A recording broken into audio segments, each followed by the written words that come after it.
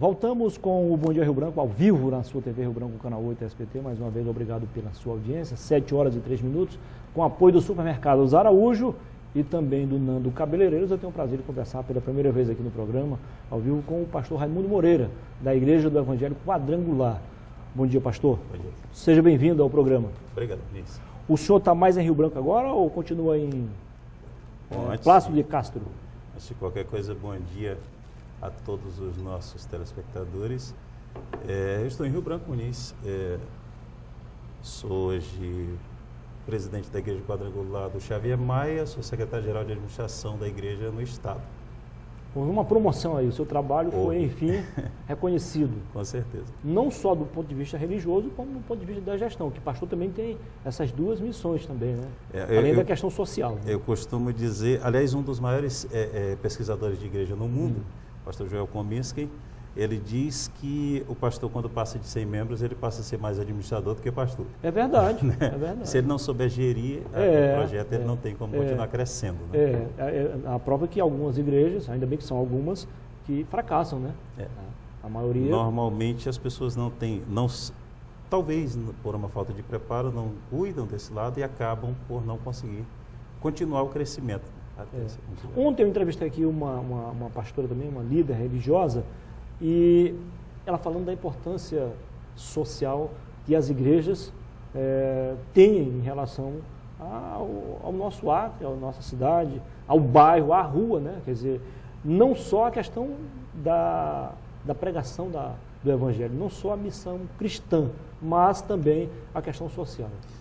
Muniz, se a gente conseguisse avaliar, medir o efeito das igrejas no meio social, se as nossas autoridades até conseguissem perceber isso melhor, a gente conseguiria trabalhar melhor. Se eu for pegar como parâmetro a igreja que eu sou pastor, lá tem um monte de ex, né? Ex-tudo, ex-traficante, ex-assaltante, ex-tudo. Então, esse ex, ele não está mais sendo um peso para a sociedade, ele não está mais lá na penitenciária comendo as custas, né? Dos nossos impostos, enfim. A gente tem uma contribuição social muito grande. E não é só isso, até na parte cultural. Eu vejo os músicos, por exemplo. Quando uma pessoa vem para a igreja, às vezes não tem noção nenhuma disso, começa a se destacar, começa a aprender, cresce, se prepara, se forma muitas vezes nessa área. Eu nunca me esqueço de um jovem que eu passava para a minha casa e via na esquina da rua, e toda vez que passava, profetizava sobre a vida dele. Um dia esse garoto vai estar na igreja.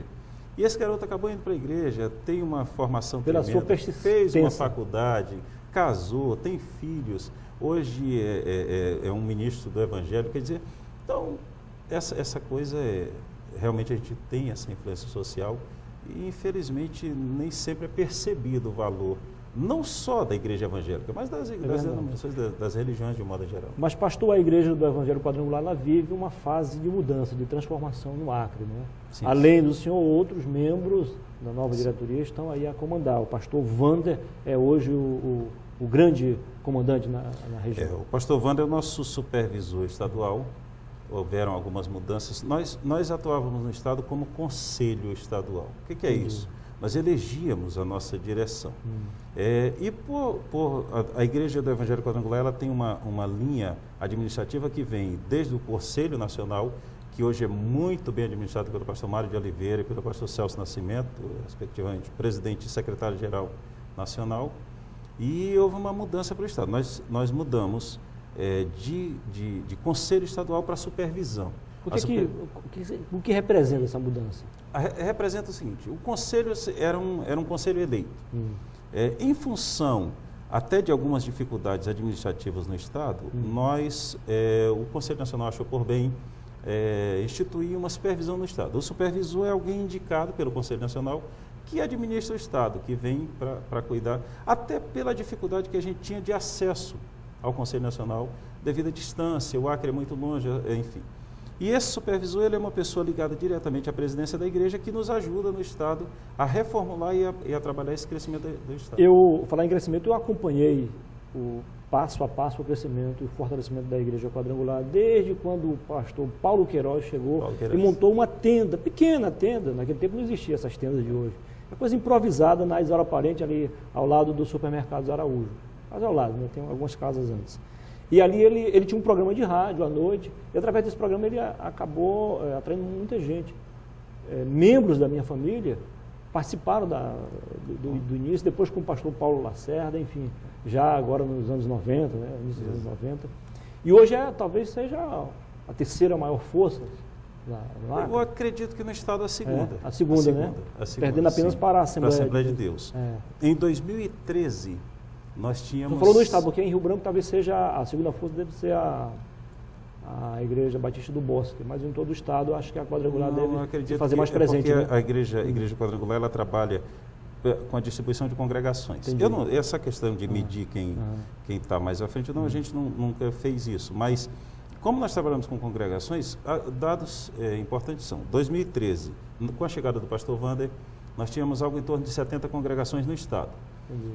2013 ele veio aqui, eu assumi junto com ele só em 2014, em abril de 2014 começamos. 2013 para 2014 nós fomos para 80 e poucas congregações, e em 2014 nós crescemos para 120 congregações.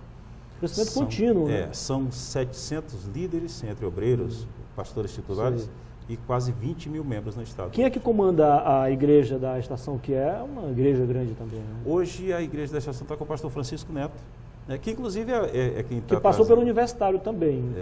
Não, pastor do era um outro, pastor José Augusto. José Augusto, eu estava confundindo. O pastor Francisco Neto está na estação, superintendente da região 128. Nós somos 11 superintendências no estado hoje. Éramos 7 superintendências, hoje são 11 superintendências no estado. José Augusto está com um tempão já na universidade. O pastor José Augusto tem um crescimento contínuo também.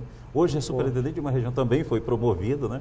Hoje ele dirige uma região inteira e tem um trabalho muito bom. É o nosso secretário estadual de Educação, né, e de Missões. Ele que cuida da parte missionária da igreja no estado, ele é a esposa, e a Secretaria de Educação da igreja é o pastor José Augusto que cuida da formação de obreiros. E o pastor Antônio José? O pastor Antônio José deixou o Ministério Quadrangular, né, em 2013, se eu não me engano, deixou o Ministério Quadrangular. É um amigo nosso, uma pessoa que a gente tem um carinho muito grande, eu congreguei bastante tempo com o pastor Antônio José, mas saiu por questões que ele deve explicar melhor, enfim.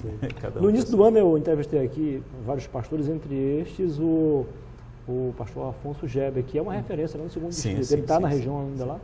O pastor Afonso Geber também foi promovido. Mais um dos líderes que hoje é superintendente de uma região. Ele é um trabalho uma referência. Muito forte. Né? Passou agora, como outros líderes nossos, passou agora um aperto, rapaz, com a questão da alagação, né? Chegou a casa dele chegou também. A igreja. A casa não, mas chegou a igreja. E a região dele foi uma das mais atingidas. Quase todas as igrejas foram atingidas pela alagação. Porque devido ser no segundo distrito, ali é mais fácil a água chegar, né? Outro nome forte, que aí já faz parte da nova safra, é o pastor Nilson Guzmão, lá no Santo Inês, né? Santo Inês. Hoje, a nossa maior igreja local, em membresia, é a igreja do pastor Nilson. Né?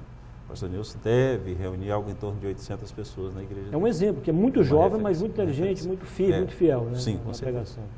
Pastor, foi um prazer recebê-lo aqui no programa. Olha, o senhor queria acrescentar algo? Acrescentar que nós estamos recebendo o pastor Emerson Alves, que é de Anajás, no Pará.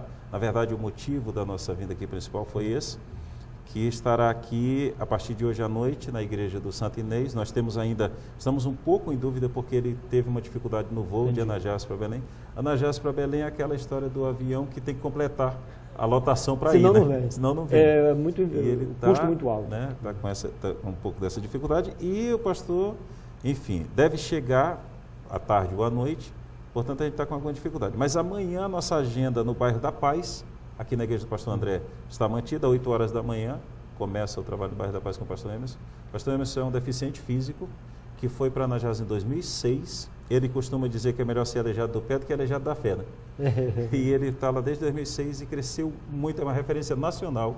Eu conheci o pastor Emerson pregando na convenção nacional para quase 20 mil pessoas, né? É uma referência nacional, um crescimento assustador naquela região, numa cidade perdida no meio do nada, né? E ele está lá, enfim, fazendo um trabalho muito grande, muito forte. Vai estar aqui com a gente esse final de semana. De certeza amanhã. Muitíssimo obrigado, pastor. Foi um prazer revê-lo, entrevistá-lo e parabéns pelo trabalho e pela promoção. Obrigado. Sucesso. Que Deus abençoe você. Toda a TV Rio Branco.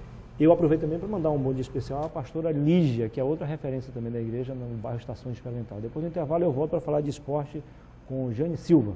Fique com a gente. Convocação. A diretoria do Sintec convoca todos os trabalhadores da educação, bem como a sociedade em geral, para a paralisação do dia 30. Venha lutar pela educação de qualidade. Itaipava apresenta...